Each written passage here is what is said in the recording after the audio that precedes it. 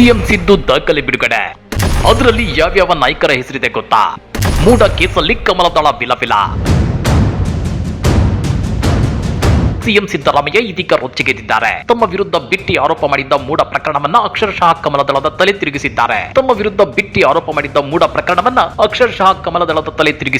ಅದ್ಯಾರು ತಮ್ಮ ವಿರುದ್ಧ, ತಮ್ಮ ವ್ಯಕ್ತಿತ್ವದ ವಿರುದ್ಧ, ತಮ್ಮ ರಾಜಕೀಯ ಜರ್ನಿಗೆ ಕಪ್ಪು ಚುಕ್ಕೆ ಇಡಲು ಮುಂದಾಗಿದ್ರು ಅವರ ಮೇಲೆಯೇ ಸಿದ್ದರಾಮಯ್ಯ ದಾಖಲೆಯ ಅಸ್ತ್ರ ಪ್ರಯೋಗಿಸಿದ್ದಾರೆ. ಹಾಗಾದ್ರೆ ಸಿದ್ದರಾಮಯ್ಯ ಬಿಡುಗಡೆ ಮಾಡಿರೋ ಆ ದಾಖಲೆಗಳಲ್ಲಿ ಯಾವೆಲ್ಲ ಕಮಲದಳ ನಾಯಕರ ಹೆಸರುಗಳಿವೆ ಗೊತ್ತಾ? ಅಷ್ಟಕ್ಕೂ ಏನದು ಸಿದ್ದು ದಾಖಲೆ ಅಸ್ತ್ರ ಅಂದ್ರ ಅದನ್ನ ಡೀಟೇಲ್ ಆಗಿ ತೋರಿಸ್ತೀವಿ. ಆದ್ರೆ ಅದಕ್ಕಿಂತ ಮೊದಲು hello Kannada YouTube channel subscribe ಮಾಡ್ಕೊಳ್ಳಿ.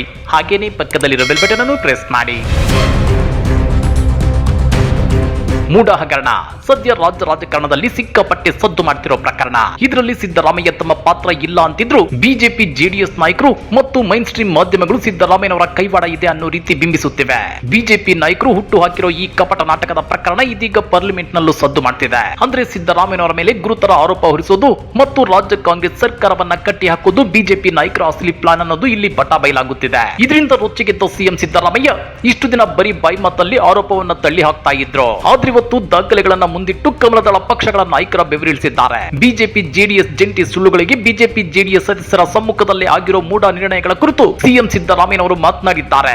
ಆಗ ಮೂಡದಲ್ಲಿದ್ದ ರಾಮದಾಸ್, ನಾಗೇಂದ್ರ, ಜಿಟಿ ದೇವೇಗೌಡ ಯಾವ ಪಕ್ಷದವರು ಅಂತ ಪ್ರಶ್ನೆ ಮಾಡಿದ್ದಾರೆ. ನಾವೇನು ಇಂಥ ಜಾಗದಲ್ಲಿ ನಿವೇಶನ ಕೇಳಿರ್ಲಿಲ್ಲ. ಬಿಜೆಪಿ ಅವರ ಅವಧಿಯಲ್ಲೇ ಅವರೇ ನಿರ್ಣಯ ಕೈಗೊಂಡು ಕೊಟ್ಟಿರುವ ನಿವೇಶನವಿದು. ಮತ್ತ್ಯಾಕೆ ರಾಜ್ಯದ ಜನತೆ ಮುಂದೆ ಸುಳ್ಳು ಹೇಳಿ ಸಿಕ್ಕಿಕೊಳ್ಳುತ್ತಿದ್ದೀರಿ? ಕುಟುಂಬದಲ್ಲಿ ಅನ್ಯೂನ್ಯವಾಗಿದ್ದವರನ್ನ ಪರಸ್ಪರ ಎತ್ತಿ ಕಟ್ಟಿ ಮನೆ ಮುರುಕ ರಾಜಕಾರಣ ಮಾಡಿದ್ರೆ ರಾಜ್ಯದ ಜನತೆ ಯಾವುದೇ ಕಾರಣಕ್ಕೂ ಸಹಿಸೋದಿಲ್ಲ. ಇದರಲ್ಲಿ ನನ್ನದಾಗಲಿ, ನಮ್ಮ ಪತ್ನಿಯವರದ್ದಾಗಲಿ, ನಮ್ಮ ಬಾಮೈದನ ಪಾತ್ರ ಎಲ್ಲಿದೆ ಹೇಳಿ ಅಂತೇಳಿ ಸಿಎಂ ಸಿದ್ದರಾಮಯ್ಯ ದಾಖಲೆಗಳನ್ನ ಮುಂದಿಟ್ಟಿದ್ದಾರೆ. ಇದರಲ್ಲಿ ಯಾರ್ಯಾರು ಇದ್ರು ಗೊತ್ತಾ? ಕಮಿಟಿನಲ್ಲಿ ಮೂಡಾರಲ್ಲಿ ರಾಮದಾಸ್ ಯಾವ ಪಾರ್ಟಿಯವರು? ಬಿಜೆಪಿ. ಜಿಟಿ ದೇವೇಗೌಡ ಯಾವ ಪಾರ್ಟಿಯವರು? ಆಮೇಲೆ ನಾಗೇಂದ್ರ ಯಾವ ಪಾರ್ಟಿಯವರು? ಬಿಜೆಪಿಯವರು. ಎ ರಾಮದಾಸ್ ಬಿಜೆಪಿಯವರು. ನಿರ್ಣಯ ವಿಸ್ತೃತ ಚರ್ಚೆ ನಡೆದು ಇನ್ನು ಮುಂದೆ ಪ್ರಾಧಿಕಾರ ಭೂ ಶೋಧನೆ ಪಡಿಸದೆ ಉಪಯೋಗಿಸಿಕೊಂಡಿರುವಂತಹ ಪ್ರಕರಣಗಳಲ್ಲಿ ಭೂ ಪರಿಹಾರ ರೂಪದಲ್ಲಿ ಪರಿಹಾರವಾಗಿ ಅಭಿವೃದ್ಧಿಪಡಿಸಿರುವ ಒಟ್ಟು ವಿಸ್ತೀರ್ಣದ 50% ವಿಸ್ತೀರ್ಣದ ಅಭಿವೃದ್ಧಿಪಡಿಸಿದ ಜಾಗವನ್ನು ಒಪ್ಪುವ ಪ್ರಕರಣಗಳಲ್ಲಿ ನೀಡಬಹುದೆಂದು ಮತ್ತು 50-50 ಅನುಪಾತದಲ್ಲಿ ಭೂ ಪರಿಹಾರ ಪಡೆಯಲು ಇಚ್ಛಿಸದ ಪ್ರಕರಣಗಳನ್ನು ಮುಂದೂಡುವುದು ಸೂಕ್ತವೆಂದು ಬಹುಮತದಿಂದ ನಿರ್ಣಯಿಸಲಾಗಿದೆ. ಬಿಜೆಪಿ ಜೆಡಿಎಸ್ ಸಂಸದರು ರಾಜ್ಯದ 7.5 ಕೋಟಿ ಜನರಿಗೆ ಆಗಿರುವ ಅನ್ಯಾಯದ ಬಗ್ಗೆ ನೆಪ ಮಾತ್ರಕ್ಕೂ ಪಾರ್ಲಿಮೆಂಟ್ ನಲ್ಲಿ ಪ್ರಶ್ನೆ ಮಾಡಲ್ಲ ಯಾಕೆ? ಇಲ್ಲಿ ವಿಧಾನಸಭೆಯನ್ನ ಅವರ ರಾಜಕಾರಣಕ್ಕೆ ಬಳಸಿಕೊಂಡ್ರು, ಈಗ ಪಾರ್ಲಿಮೆಂಟ್ ಅನ್ನು ಬಳಸಿಕೊಳ್ಳುತ್ತಿದ್ದಾರೆ ಅಂತೇಳುವ ಮೂಲಕ ಮೂಡದಿಂದ ಬಿಜೆಪಿ ಜೆಡಿಎಸ್ ನಾಯಕರು ಪಡೆದಿರುವ ಸೈಟ್ಗಳ ಪಟ್ಟಿಯನ್ನ ಬಿಡುಗಡೆ ಮಾಡಿದ್ದಾರೆ. ಅಷ್ಟೇ ಅಲ್ಲ, ಬಿಜೆಪಿ ಹೇಳೋದ್ರಲ್ಲಿ ಯಾವುದೇ ಸತ್ಯಾಂಶವಿಲ್ಲ. ಮಂಜುನಾಥ ಸ್ವಾಮಿ 20 ವರ್ಷಗಳಲ್ಲಿ ತಕರಾರು ಮಾಡಿರಲಿಲ್ಲ, ಈಗ ಎತ್ತಿಕಟ್ಟಿ ರಾಜಕೀಯ ಮಾಡ್ತಿದ್ದಾರೆ. ಅವರಿಗೆ ಏನಾದ್ರೂ ಮಾನ ಮರ್ಯಾದೆ ಇದೆಯಾ? ಈಗ ಬಿಜೆಪಿಯವರು ನಮಗೂ ಪಾಲ್ ಬರಬೇಕು ಅಂತ ಮಂಜುನಾಥ ಸ್ವಾಮಿ ಕೈಲಿ ಹೇಳಿಸ್ತಿದ್ದಾರಲ್ಲ ಅಂತೇಳಿ ಸಿಎಂ ಸಿದ್ದರಾಮಯ್ಯ ಕಿಡಿಕಾರಿದ್ದಾರೆ. ಹತಾಶರಾಗಿ ರಾಜಕೀಯ ಮಸಿ ಬಳಿಯುವುದಕ್ಕೆ ಇದು ನಿದರ್ಶನ.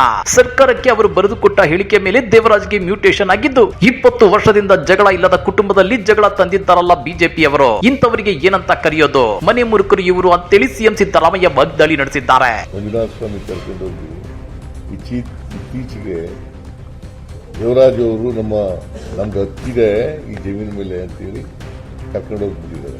ಯಾಕಂತಂದ್ರೆ ಅವ್ರಿಗೆ ಮಾಡಿಕೊಟ್ಟಿರೋದು ಇವ್ರಿಗೆ ಆಗ್ಲೇ 4 ಎಕರೆ ಜಮೀನು ಕೊಟ್ಟುಬಿಟ್ಟಿದ್ರು ಆಗ್ಲೇ. ಸೊ ಅದಕ್ಕೋಸ್ಕರ ಬರ್ಕೊಟ್ರು, ಇವ್ರಿಗೆ ಸೈನ್ ಮಾಡಿದ್ದಾರೆ ಇವರು 3 ಜನ. ನಾವು ಮಾಡಿಸಿರೋದೆಲ್ಲ ಇದು. ಇಷ್ಟೆಲ್ಲ ಇದ್ರೂ ಕೂಡ ಸುಳ್ಳು ಹೇಳೋದ್ರಲ್ಲಿ ಏನು ವಿಷಯ ಇವರು ಬಿಜೆಪಿ. ಇತ್ತ ಮೂಡ ನಿವೇಶನ ಪಡೆದ ಬಿಜೆಪಿ ಹಾಗೂ ಜೆಡಿಎಸ್ ನಾಯಕರ ಪಟ್ಟಿಯನ್ನು ನಗರಾಭಿವೃದ್ಧಿ ಸಚಿವ ಬೈರತಿ ಸುರೇಶ್ ಬಿಡುಗಡೆ ಮಾಡಿದ್ದಾರೆ. ಮೂಡ ನಿವೇಶನ ಬದಲಿಗೆ ಸೈಟ್ ಪಡೆದುಕೊಂಡಿರುವ ಬಿಜೆಪಿ ಜೆಡಿಎಸ್ ನಾಯಕರ ಪಟ್ಟಿ ಬಿಡುಗಡೆ ಮಾಡುವ ಮೂಲಕ ಸಚಿವ ಬೈರತಿ ಸುರೇಶ್ ವಿಪಕ್ಷಗಳಿಗೆ ತಿರುಗೇಟನ್ನ ನೀಡಿದ್ದಾರೆ. ಕೇಂದ್ರದ ಭಾರಿ ಕೈಗಾರಿಕೆ ಮತ್ತು ಉಕ್ಕು ಸಚಿವ ಎಚ್ ಡಿ ಕುಮಾರಸ್ವಾಮಿ ಸಹ ಮೂಡ ನಿವೇಶನ ಪಡೆದುಕೊಂಡಿದ್ದಾರೆ. ಕುಮಾರಸ್ವಾಮಿ ಅವರಿಗೆ ಮೂಡದಿಂದ 21,000 ಚದರ ಅಡಿ ಜಾಗ ಮಂಜೂರಾಗಿದ್ದು ಬಿಜೆಪಿ ಮುಖಂಡರಾದ ಎಚ್ ವಿಶ್ವನಾಥ್ ಮತ್ತಿತರರಿಗೂ ನಿವೇಶನ ಹಂಚಿಕೆ ಮಾಡಲಾಗಿದೆ ಅಂತ ಹೇಳಿದ್ದಾರೆ. ಜೆಡಿಎಸ್ ಶಾಸಕ ಜಿಟಿ ದೇವೇಗೌಡರಿಗೆ 2 ಕಡೆ ಪರ್ಯಾಯ ಜಮೀನು ಮಂಜೂರು ಮಾಡಲಾಗಿದೆ ಅಂತೇಳಿ ಸಚಿವ ಬೈರತಿ ಸುರೇಶ್ ಹೇಳಿದ್ದಾರೆ. ವಿರೋಧ ಪಕ್ಷಗಳಿಗೆ ಲಗತ್ತಿಸಿರುವ ಇತರ ರಾಜಕೀಯ ನಾಯಕರಿಗೆ ಮೂಡ ನೀಡಿರುವ ಪರ್ಯಾಯ ನಿವೇಶನಗಳ ಪಟ್ಟಿಯನ್ನು ಅವರು ಬಿಡುಗಡೆ ಮಾಡಿದ್ದಾರೆ. ಮೂಡದಿಂದ ಪರ್ಯಾಯ ನಿವೇಶನಗಳನ್ನು ಪಡೆದಿರುವ ಬಿಜೆಪಿ ಮತ್ತು ಜೆಡಿಎಸ್ ಮುಖಂಡರ ಹೆಸರನ್ನ ಬಹಿರಂಗಪಡಿಸಲು ಅವಕಾಶ ನೀಡುವಂತೆ ಸ್ಪೀಕರ್ ಯುಟಿ ಖಾದರ್ ಅವರನ್ನ ಒತ್ತಾಯಿಸಿದ್ದಾರೆ. ಆದ್ರೆ ಸ್ಪೀಕರ್ ಇದಕ್ಕೆ ಅನುಮತಿ ನಿರಾಕರಿಸಿದ್ದಾರೆ ಅಂತ ಹೇಳಲಾಗ್ತಿದೆ. ಹಾಗಾದ್ರೆ ಇಷ್ಟು ದಿನ ಮೂಡ ಹಗರಣ ಅಂತೇಳಿ ಬೊಂಬಡ ಬಾರಿಸುತ್ತಿದ್ದ ಬಿಜೆಪಿ ನಾಯಕರ ಬುಡಕ್ಕೆ ಈಗ ಮೂಡ ಹಗರಣ ಬಂದು ಬಿದ್ದಿದೆ. ಹಾಗಾದ್ರೆ ಮೂಡದಿಂದ ಸೈಟ್ಗಳನ್ನ ಪಡೆದಿರೋ ಬಿಜೆಪಿ ಮತ್ತು ಜೆಡಿಎಸ್ ಜೆಡಿಎಸ್ ನಾಯಕರು ಅಕ್ರಮವಾಗಿ ಪಡೆದುಕೊಂಡಿದ್ದಾರಾ? ಮಾಜಿ ಸಿಎಂ ಎಚ್ ಡಿ ಕುಮಾರಸ್ವಾಮಿ ಕೂಡ ಪ್ರಭಾವ ಬೀರಿ ಮೂಡಾದಿಂದ ಸೈಟ್ ಗಿಟ್ಟಿಸಿಕೊಂಡಿದ್ದಾರಾ? ಈ ಬಗ್ಗೆ ರಾಜ್ಯ ಸರ್ಕಾರ ತನಿಖೆ ಕೈಗೊಂಡ್ರೆ ಕಮಲದಳ ಪಕ್ಷಗಳ ಅಸಲಿ ಮುಖವಾಡ ಬಟ ಬಯಲಾಗುತ್ತಾ? ಕಮೆಂಟ್ ಮಾಡಿ, ವಿಡಿಯೋ ಲೈಕ್ ಮಾಡಿ, ಶೇರ್ ಮಾಡಿ. ಇಂಥ ಮತ್ತಷ್ಟು ರೋಚಕ ರಾಜಕೀಯ ಸುದ್ದಿಗಳನ್ನ ಮಿಸ್ ಮಾಡದೆ ನೋಡಬೇಕು ಅಂದ್ರೆ ಹಲೋ ಕನ್ನಡ ಯೂಟ್ಯೂಬ್ ಚಾನಲ್ ಅನ್ನ ಸಬ್ಸ್ಕ್ರೈಬ್ ಮಾಡ್ಕೊಳ್ಳಿ.